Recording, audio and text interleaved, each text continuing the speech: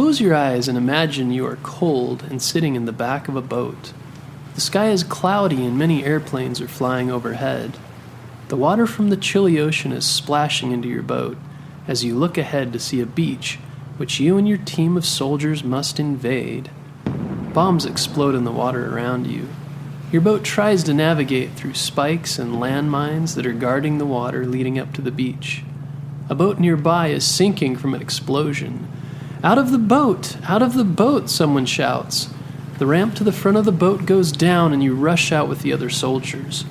You are very scared, but you know in order to win the war, this beach must be taken back. It is D-Day and you are one of the Allied soldiers preparing to take Normandy Beach in France. For many years, Hitler and the German army controlled France and many other countries in Europe. The main goal of the Allies was to kick Hitler and his army out of France and take the fight to Germany. The Allies were made up of many countries, but the main ones were the United States, England, France, Russia, and Canada, among others. D-Day was one of the most important missions of the war because it would take place on the beaches of France, where the Allies would start taking back Europe from Hitler. The United States General Eisenhower was made command of the D-Day operation in January 1944.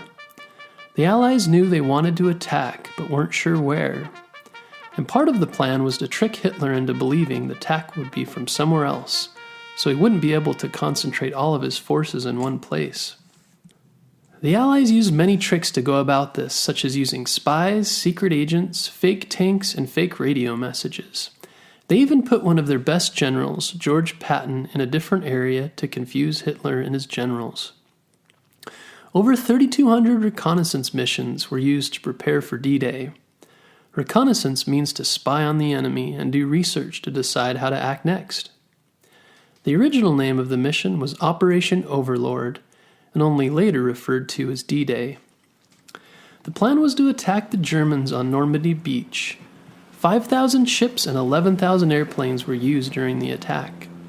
After the ships brought in the soldiers, the plan was to put them on amphibious vehicles, moving them to the beach, and then the soldiers would attack the Germans guarding the beach. But the morning before they started the attack, the Allies' planes dropped bombs on the Germans guarding the beach. French people living in a town nearby were awoken to the sound of bombs. A French villager living in a house overlooking the beach said, "I saw light coming from 2 bombs that exploded at the ridge of the cliff." The Allies were doing everything they could to make sure the soldiers coming in on the beach would be safer. The night before the invasion, 24,000 soldiers also parachuted out of planes and landed behind the German army to help the troops who would be landing on the beach. These soldiers were called paratroopers. One of the paratroopers was named Bob Nobles. He and his 16-man team flew in a plane across the English Channel. Just after midnight, the light inside their plane told them it was time to jump out. They all lined up and one after another jumped out of the back of the plane. He said, "By the time my parachute opened, I was on the ground." He landed in a farmer's field all by himself and took off his parachute. Then he hurried off on foot until he came across another paratrooper. "Don't shoot! Don't shoot!" the other paratrooper shouted. "I'm from Indiana, but I forgot the password." They were supposed to have a password to know who was on their side and who was the enemy.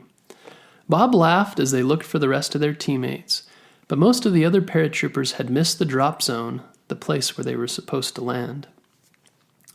These paratroopers' missions proved to be very dangerous, and a challenge in some cases where the soldiers landed in the wrong place or were captured or shot as soon as they landed. But in other cases, the soldiers were able to regroup and take bridges and help the soldiers who would be landing on the beach the next day. The original plan was to attack on June 5th, but the weather was very bad, so it was put off until June 6th. In a message to troops before they left, General Eisenhower told them, "The tide has turned. The free men of the world are marching together to victory. We will accept nothing less than full victory."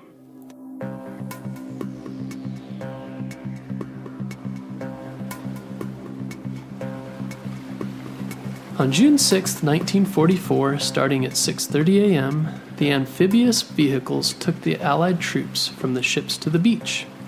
Amphibious means something that works in water and on land.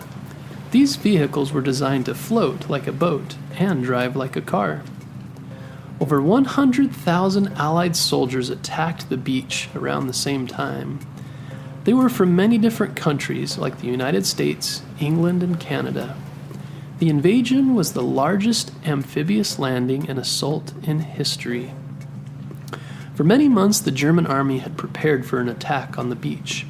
They had built many defenses armed with machine guns, barbed wire, landmines, and so attacking the beach would be extremely dangerous. One of the soldiers, Colonel Moulton, was on the amphibious landing craft with his soldiers. He told them to fire smoke bombs into the sky so they would be hidden from the enemy machine guns. It helped some, but their landing craft was still smashed up, and some of the soldiers died when they hit the beach. Telling his story many years later, he said that the Germans built concrete strongpoints in the villages and we landed right in front of one, which caused much harm to his fellow soldiers. Another soldier, Harry Timmins, said that when their landing craft came on the beach, the noise was more than you could possibly imagine. There were explosions all around us in the sea, and the shells and mortars were kicking up sand all over the beach. A couple of buildings were on fire, and the guns on our boat also joined in the barrage and deafened us. Many soldiers lost their lives as they came out of the landing vehicles. In some places the water was too high, so sadly they sunk with all of their heavy gear on. Another soldier, Robert Watson, remembered that nothing went quite as planned. Everything took longer than expected, and his landing craft was taking on a lot of water. Landing craft were exploding all around me, he remembered, and he got very sick in his boat. He remembered someone yelling, "Get to the beach!" Then their craft hit a floating mine, and they had to climb onto another craft to get the rest of the way to the beach. After he finally got there, he said, "I was scared my ammunition wouldn't work because it was all wet." But he was able to fire without any problem and started firing at the enemy. The company of soldiers he started with had 62 soldiers. Only 36 of them were left after the attack. Many of his friends never made it to the beach. The beaches were given different code names. Omaha Beach and Juneau Beach had the most casualties. A casualty is when someone is hurt or dies in battle. By the end of the morning, over 4,000 soldiers had died during this intense battle. By the time the battle was done, the Allies had taken the beach and started moving into France. It was one of the most dangerous battles of World War II, but also one of the most important. Now that the Allies were in France, they had shown the world and Hitler that they were very strong and would be able to win the war. The war continued on for many more days, but because of the sacrifices made on D-Day, there was hope for the people of France and people all around the world that the war would come to an end. Do you know anyone who has served in the military? Take some time to think about their bravery in deciding to serve and what courage it must take to decide to put your life on the line for your country. Think about those who gave their life on D-Day and how many of the freedoms you have exist because someone else has given up their own time and sometimes even their life. There's a quote that says, "Freedom isn't free." Freedom is often something that has to be fought for. Because of this, we shouldn't take our own freedom for granted. Think about what you might do to keep freedom strong wherever you live. This might mean learning more about government and about your local leaders. This might mean learning about different laws and voting when you are the right age. It might also mean serving in the military as well. Whatever you do to help, remember that freedom is a wonderful thing that not everyone has, and something we should never take for granted.